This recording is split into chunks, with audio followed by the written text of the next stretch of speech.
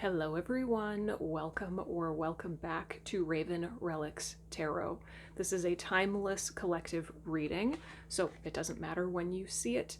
If it resonates, it's for you. All right, let's dive right in. The oracle cards that have come forward are number 31, Grimoire. Keyword is authenticity. Number 5, Midwife. Keyword is birth. And at the bottom of the deck is number 1, Diana. Keyword is wisdom. You committed to authenticity quite a while ago.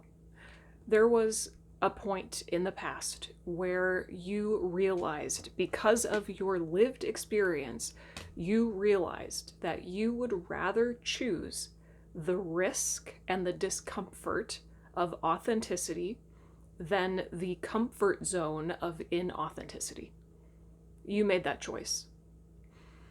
Because of that commitment to authenticity, you are now, today, in the process of birthing a whole new version of yourself and a whole new life to go with it.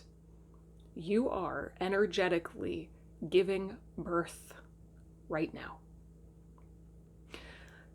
That's a beautiful thing. It's also a painful thing.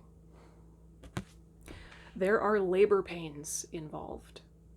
What this looks like practically, I feel, is that some days you are so in the flow, you feel so alive, so embodied, confident, free, everything is amazing, right? And then some days are the exact opposite.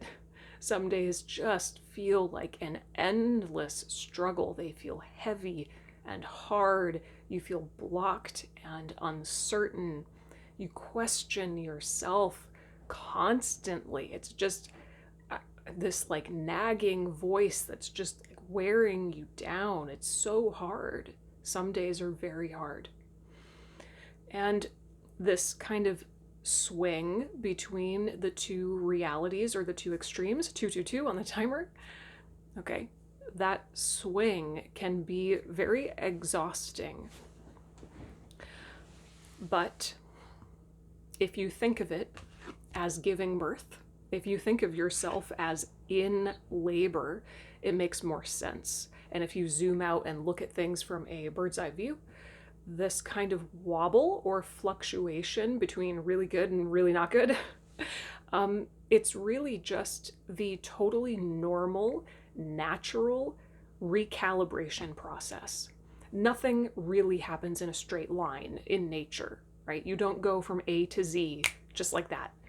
There's all these ups and downs and fluctuations in between as you recalibrate, as you give birth, right? Birth and death are two sides of the same coin. So you're experiencing both right now, and it's kind of reminding me of the collective reading I gave a couple weeks ago, or a few weeks ago, about being in a liminal space. I feel like this birth is a kind of liminal space, but it also isn't, because your commitment to your new life, your commitment to authenticity is unwavering. There's no questioning it. It's not like because you're experiencing labor pains, you're thinking to yourself, screw this, I want to go back to my comfort zone. I'm not feeling that way at all. So in that sense, it's really not a liminal space. Energetically, you're already planted in the new version of yourself. And so energetically, you're already there. That's why physically you're now catching up, right? Okay, let's go into tarot. I am using Tarot of Mystical Moments for you. All right, Spirit, where do we go from here? What else does what does this collective need to know or do?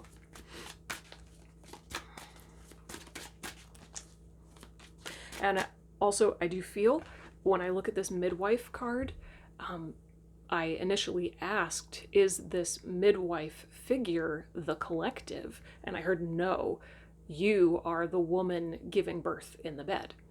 So then, who is the midwife? because this image is kind of centered on the midwife, not the person giving birth. And I really feel like for a lot of you, this is your ancestors, very specifically. You can take it generally as spirit, spirit guides, angel energy, whatever you resonate with, but I am strongly picking up on ancestor energy, helping you to usher in the new version of yourself.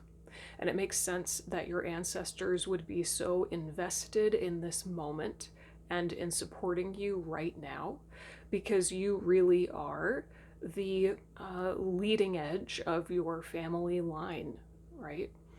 You can think of a family line as a consciousness unto itself that is continually progressing, and you are the leading edge of it. So everything, okay. Your ancestors are here for you because everything that you are choosing now for yourself is something that they couldn't. Yeah. Okay. Tarot. What else wants to come through, Spirit? What else does the collective need to know or do right now?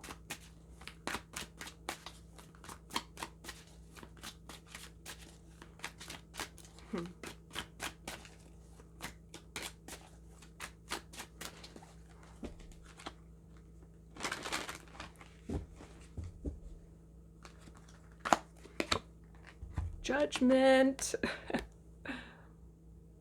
Judgment call. Judgment call. Yeah. You're rising up. You are rising up to the occasion, I'm hearing. You're meeting the moment. You're meeting what your higher self is asking of you. 7:07 on the timer. I almost see this as your higher self calling you up to the next level, the next embodiment, the next highest reality, right? Calling you up and out of your comfort zone. That's for sure. And you're meeting the moment. You're doing it. 10 of Pentacles. Okay, yeah. You have real long-term vision, long-term goals. Part of the challenge that a lot of people have with choosing authenticity is that they're stuck in a loop of wanting instant gratification. And staying committed to authenticity does not always provide instantaneous gratification. It's like you can get stuck in that loop of thinking, ooh, it's almost like going through the back door to get what you want, right? It's like, if I choose authenticity, then maybe I'll get rich. Or if I choose authenticity, then maybe everything will be perfect. Fill in the blank with whatever. But that's going through the back door to get what you want, right? It will never really work out that way. You need to be committed to authenticity for its own sake. That's what choosing your path means. It means you're willing to be yourself wherever it takes you, whatever the end result is. So you're in it for the long game. You are. There's a kind of surrender here and a willingness to see where life takes you rather than trying to control every step of the way. I almost see this as your higher self beckoning you through the spiral of the tree rings.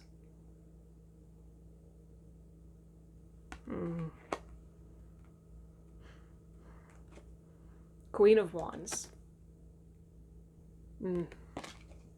Sunflower energies here.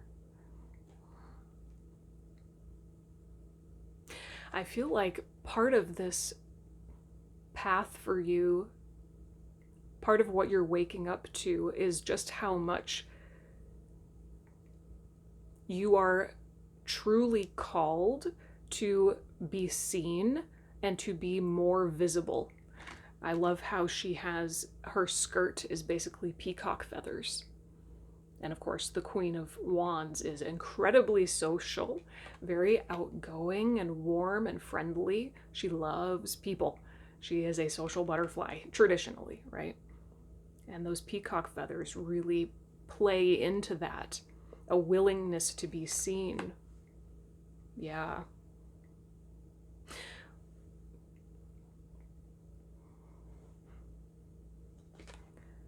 Ace of Wands. Look at that. A new story is ready to be told. A new story is ready to be told. Your story. It's just, it's taking you in a direction that, on one hand, I feel like you never expected. There is so much about this path of authenticity that is surprising you. Deep down, you can feel it is part of your destiny, right? Like in your bones, it feels right because authenticity always does. But on a more practical level, what you're being called to do, the ways that you're being called to show up, they are surprising you. And I just get this feeling that your story is starting to unfold in a way that you had, certainly in a way that you never expected, a way that you had maybe always hoped for, but that you had started to give up hope on, if that makes sense. So I would love to ask you, the more that you anchor into your authenticity, and every day it gets better, right? Every day you're one step closer to having given birth. The more you anchor into your truth, how are you feeling called to show up in new ways, and very specifically bigger ways? Is there a fear of being seen that's being kind of kicked up in you? Because you know deep down that there's going to come a point where you have to show up in a bigger way. Being seen in a bigger way, it comes with a lot more love and support and opportunities and connections, but it also comes with a lot more projections and opportunities to be misunderstood, right? Two of Pentacles. Yeah, there's that wobble. The dance of the wobble, the balancing act that happens when you're between two realities. Seven of Pentacles. I feel like Spirit, maybe your ancestors, are telling you that it's okay. It's okay to relax as you dance in this in-between. Birth, just like death, is a natural process that happens on its own. And yes, you do need to be an active participant as much as possible. Be a conscious creator of yourself. But it's okay to surrender. It's okay to be still. It's okay to enjoy your own fluctuations, is what I'm hearing.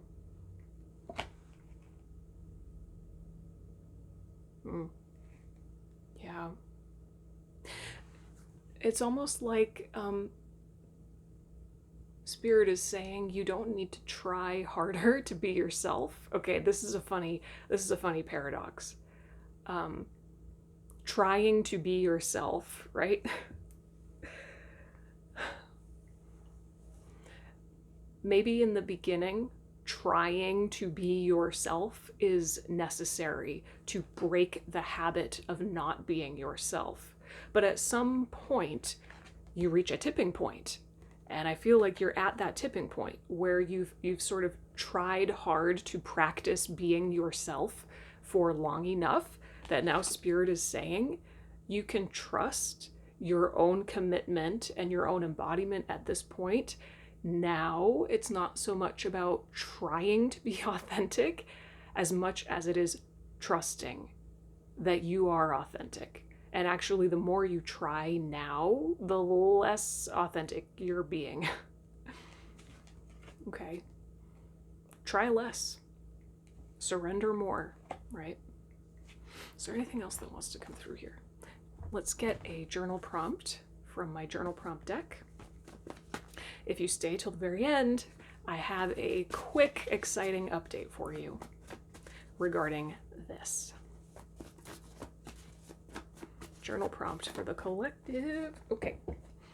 Number 42. What does the version of you who already has what they want believe about themselves and about life? What does the version of you who already has what they want believe about themselves and about life? Yeah, think about that for yourself. But I think this is guidance to consciously anchor into that version of you who's not trying to be authentic anymore, because they just are, right? Start connecting more consciously with them. Channel them if you can, if you feel guided to. You could even channel your higher self. You could channel your future self. You could channel the version of you who exists in 6 months. Have fun with it. But this is definitely an invitation to start playing with embodying who you're becoming now. Have fun with it, okay? All right, let's get a closing message from Alice the Wonderland Oracle. Closing message for the collective spirit.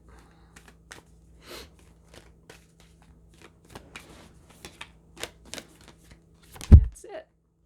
Number 34. Impossible things. Working through disbelief, imaginative leaps, and fresh perspective. Yeah, believing in the impossible. It brings me back to this Ace of Wands.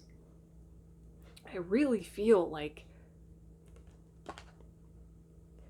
the reality that you're birthing, the new version of yourself that you're birthing, and everything that you're stepping into, it's almost too good to be true, or some of you feel like it's too good to be real. And I feel like that's what this is speaking to. But let's see what the guidebook says. Number 34. That's my dog. I don't know if you can hear that. He knows it's almost time for lunch.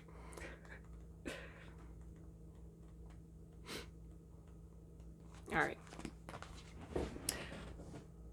Oh, no. 34. But I went to number 42. Interesting. So maybe 42 is interesting, is relevant for you. Gosh.